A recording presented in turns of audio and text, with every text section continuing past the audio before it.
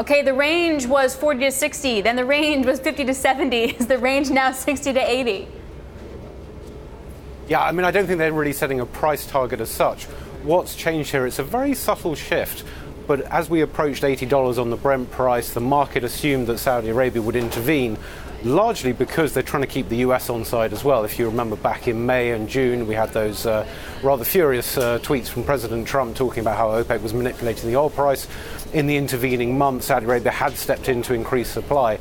It appears now that the position they're taking is, given that the sanctions on Iran are so effective, given that the increase in volume from OPEC is coming from very precarious jurisdictions like Libya, like Nigeria, and so on, given all of that, maybe there's very little they can do to stop it popping over 80. That doesn't mean they like it. They're aware that this is in the danger zone, but it also means that they're not going to panic every time it gets to 80. All right, Stuart, and good point. And I also wondered if it spoke to their lack of spare capacity as well as Russia's. They may talk a good game, but the reality of them pumping more quickly is far from the truth.